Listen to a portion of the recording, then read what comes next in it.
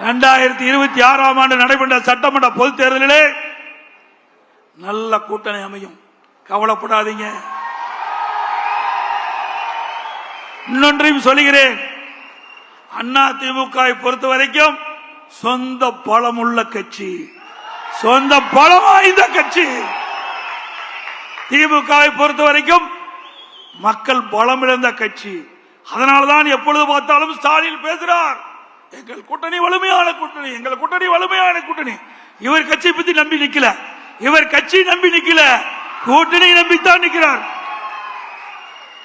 ஆனா நம்ம கூட்டணியில் அங்கம் வைக்கிற கட்சிகள் எல்லாம் சுதந்திரமாக செயல்படுகின்ற கட்சிகள்.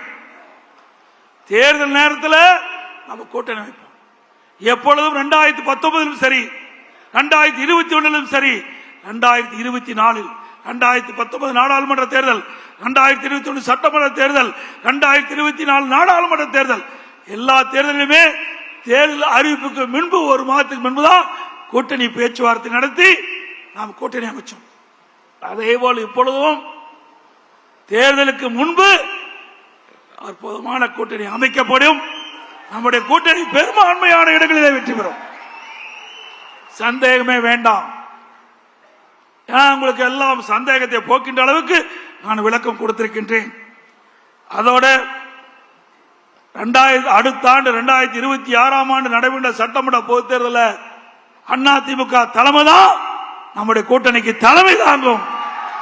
அதிமுக தான் ஆட்சி அமைக்கும், அதிமுக தான் தனி பெரும்பான்மையோடு ஆட்சி அமைக்கும்.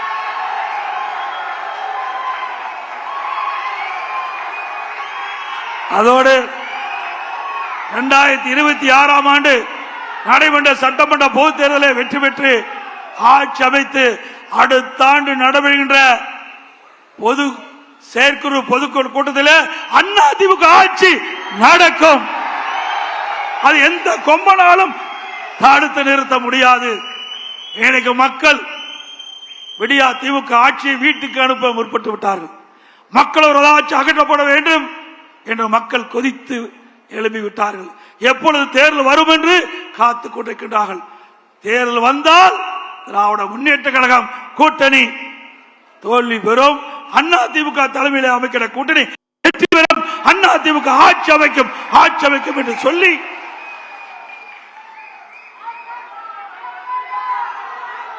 அதே போல அத்தனை பேருக்கும் வருகின்ற செயற்குழு பொதுக்குழு தலைமை நிர்வாகிகள் அத்தனை பேருக்கும் கிறிஸ்துமஸ் நல்வாழ்த்துக்கள். அடுத்த ஆண்டு வர உள்ளதால் ஆங்கில புத்தாண்டு நல்வாழ்த்துக்கள், பொங்கல் நல்வாழ்த்துக்கள்.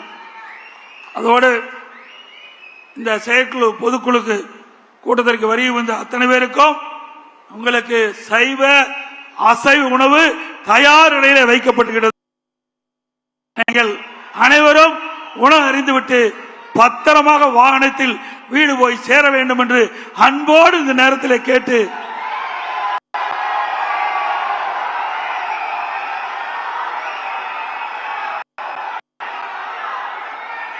அதே போல